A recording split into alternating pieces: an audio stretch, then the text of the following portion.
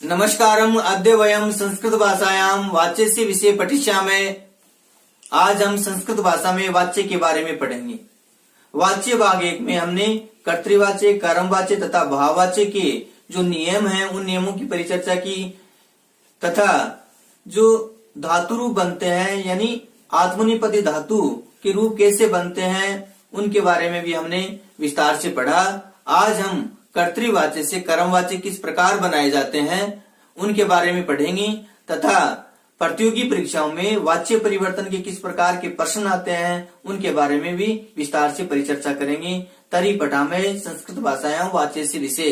तो पढ़ते हैं संस्कृत भाषा में वाच्य के बारे में। कर्तृवाच्यम कर्मवाच्यम, यानी आज हम कर्तृवाच्य से कर्मवाच्य बनाना सीखेंगे। वाच्य परिवर्तन करेंगे। कर्तृवाच्य से किस में करेंगे? कर्मवाच्य में करेंगे। कर्तृवाच्य और कर्मवाच्य की जो नियम है उनके दोहरान एक बार पुनः कर लेते हैं। कर्तृवाच्य, कर्तृवाच्य का कर्ता है उसमें प्रथमा विभक्ति होती है। कर्तृवाच्य का जो कर्म होता है उसमें द्वितीय विभक्ति होती है। क्रिया हमेशा कर्ता के अनुसार ही प्रयुक्त होती है। कर्मवाच्य में कर्ता में तृतीय विभक्ति होती है, कर्म में प्रथमा विभक्ति होती है और क्रिया है उसका विधान कर्म के अनुसार होता है, कर्ता के अनुसार नहीं होता है और क्रिया का जो रूप होता है वह आत्मनेपदी रूप होता है। एक अन्य विशेष बात यह है कि क्रिया अधिकांशतः कर्मवाच्य में जो प्रयुक्त होती है वह प्रथम पुरुष में ही अधिकांशतः प्रयुक्त होती है। मध्यम पुरुष का या जो उत्तम पुरुष का प्रयोग है वो बहुत कम देखने को मिलता है। तो करते हैं वाच्य परिवर्तन के नियमों के बारे में जानकारी।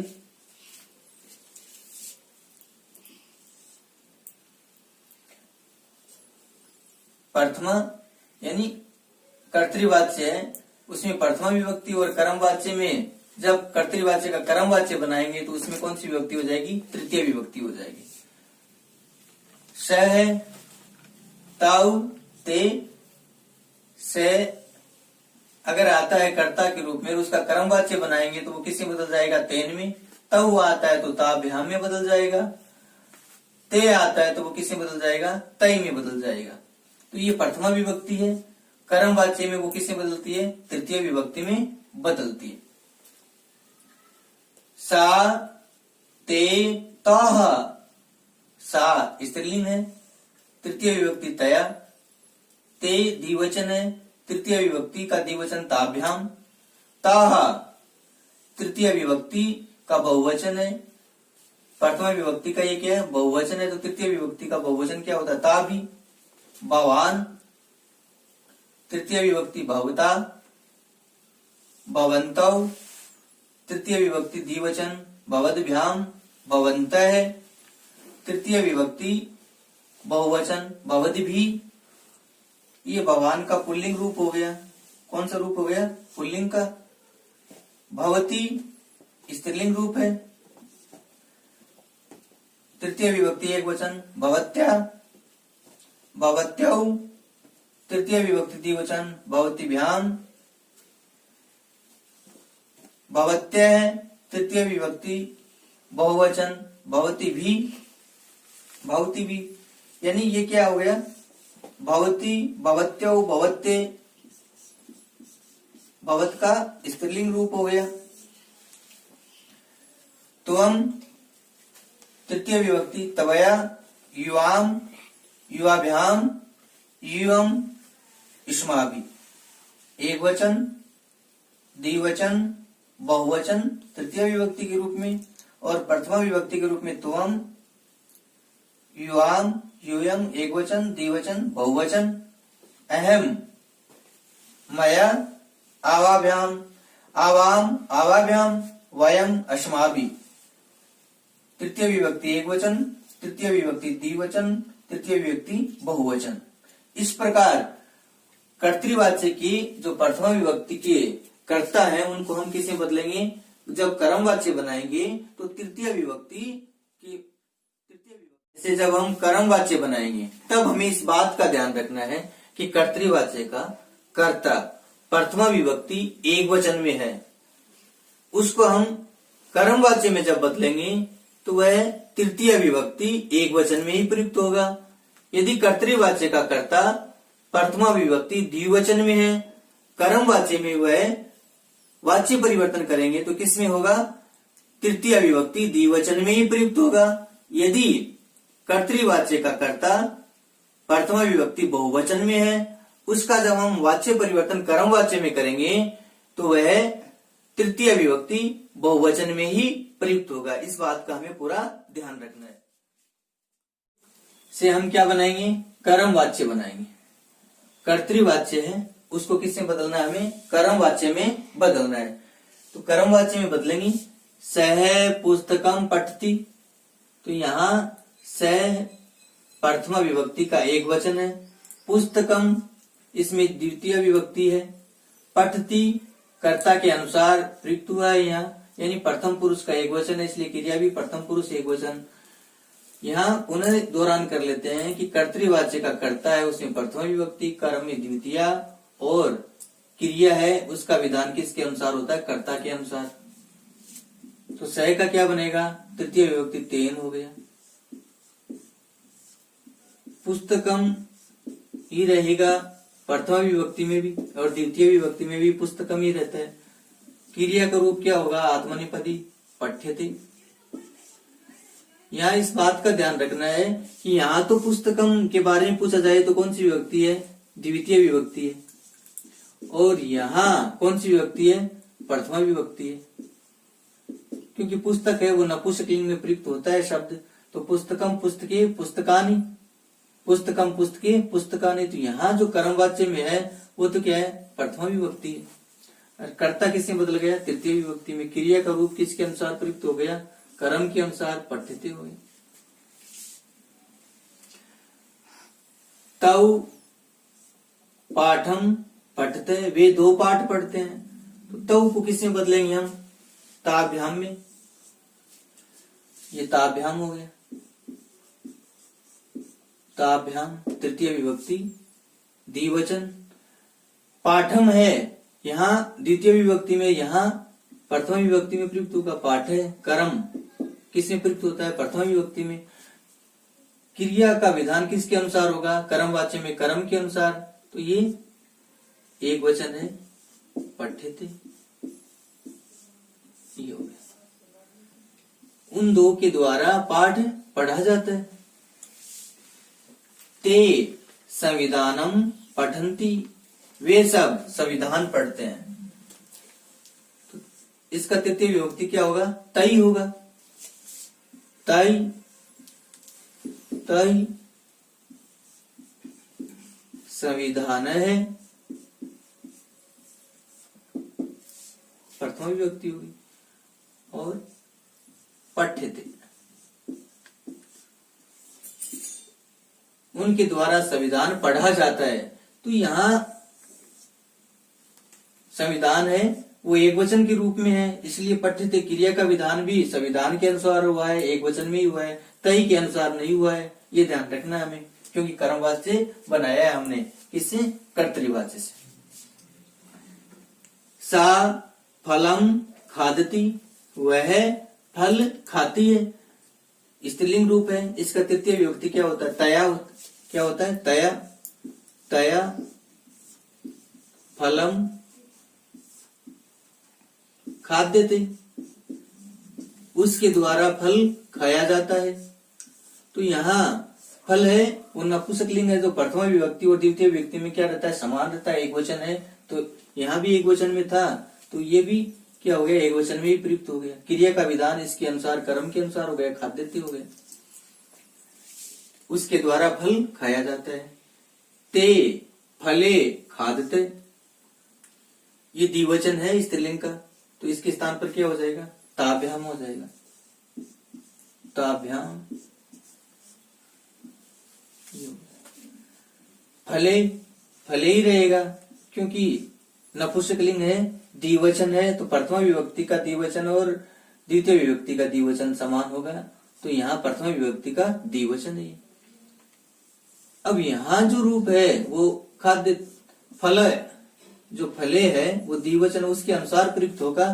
तो क्या होगा? खाद्येते, ये होगा, क्या होगा, खाद्येते, इस द्विवचन के अनुसार प्रयुक्त हुआ।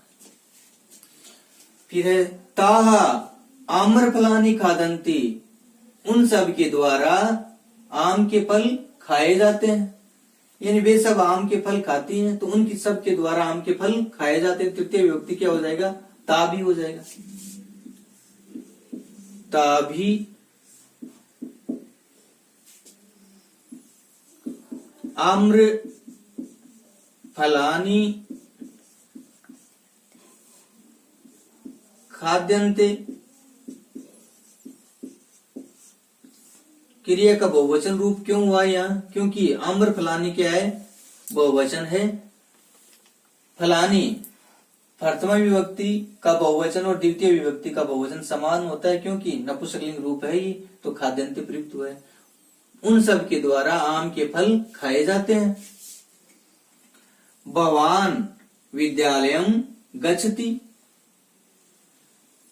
आप विद्यालय जाते हैं, तो आप एक वचन में है, तृतीय विभक्ति क्या हो जाएगा, भवता हो जाएगा, भवता विद्यालयम, द्वितीय विभक्ति प्रथमा क्या हो जाएगा, विद्यालय है, गम्यते, यह आत्मनेपदी रूप, आपके द्वारा विद्यालय जाया जाता है। भवन्तौ विद्यालयम गच्छते, क्या हो जाएगा, भवद्भ्याम, भवद्भ्याम विद्यालय गम्यते,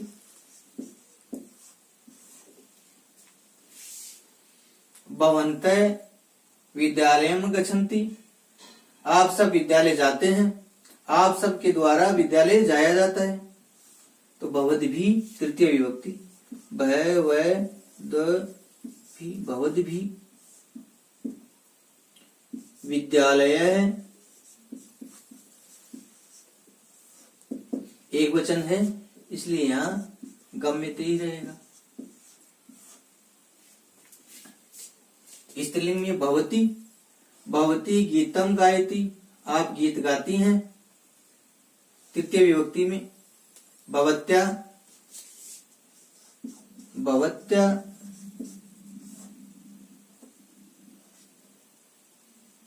गीत नपुंसकलिंग है, इसलिए गीतम ही रहेगा, गीतम गीयते, क्या हो जाएगा, गीयते, आपके द्वारा गीत गाया जाता है, नपुंसकलिंग है, इसलिए प्रथमा विभक्ति और द्वितीय विभक्ति में क्या रहता है, समान रूप रहता है, इस बात का हमें ध्यान रखना है। फिर है भवत्यौ गीते गायते, आप दोनों के द्वारा गीत गाया जाता है, तो यहाँ जो गीत है वो द्विवचन में है, देखिए तृतीय विभक्ति क्या होगा, भवत्यौ का तृतीय विभक्ति द्विवचन, भवतीभ्याम, भवतीभ्याम गीते गीयते, ये द्विवचन में प्रयुक्त हुआ है। क्यों हुआ है द्विवचन में प्रयुक्त, क्यों गीते है वो जो कर्म है वो क्या है, द्विवचन में है, इसलिए कर्म के अनुसार क्रिया का विधान आत्मनेपदी रूप में क्या होता है, द्विवचन में गीयते होता है, गीयते। फिर है भवते गीतानि गायन्ति, आप सब के द्वारा गीत गाए जाते हैं, तो भवते का क्या होगा, भवती भी, भवती भी गीतानि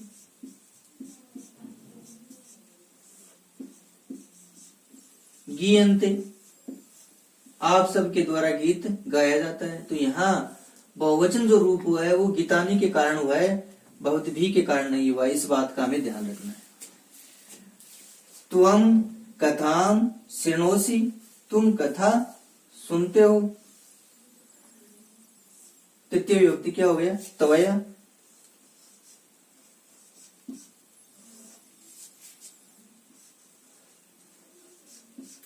कथा श्रूयते, तुम्हारे द्वारा कथा सुनी जाती है। यहाँ देखिए कथाम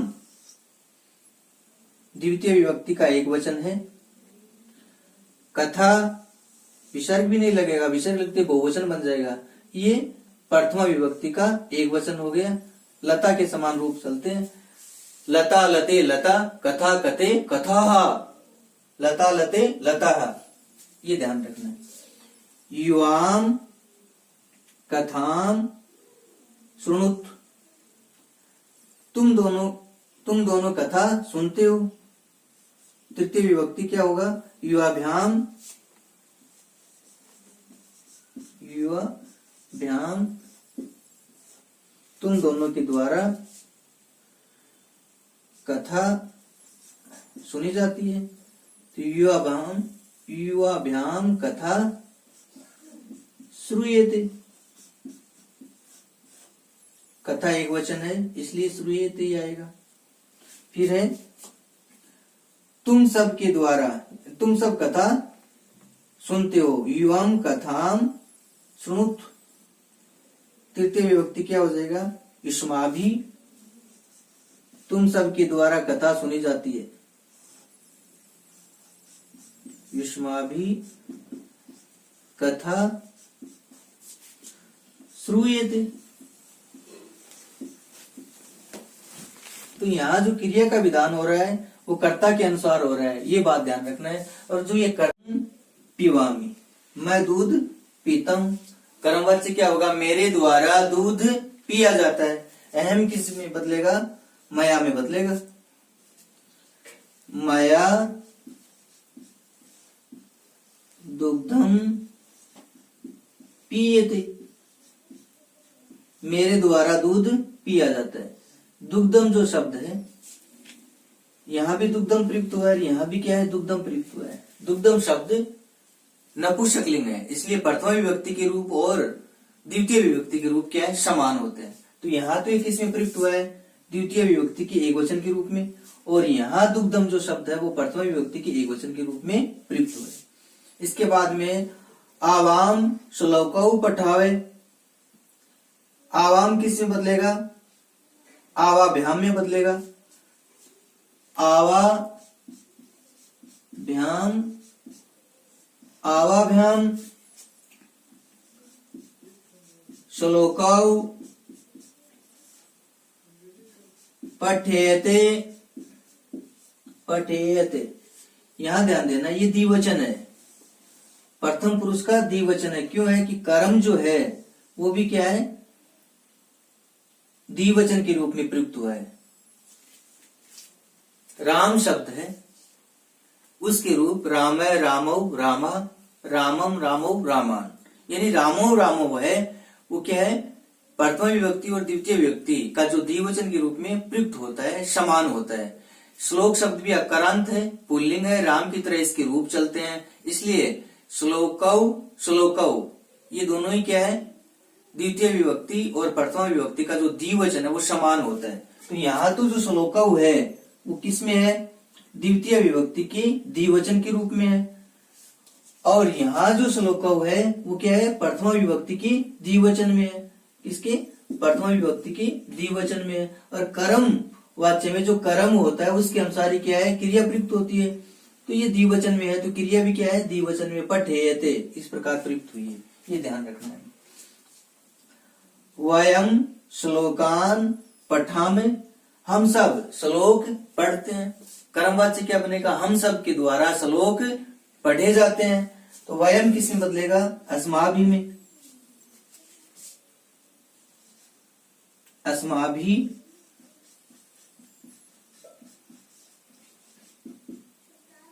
श्लोकान की जगह क्या हो जाएगा? श्लोका पठ्यन्ते,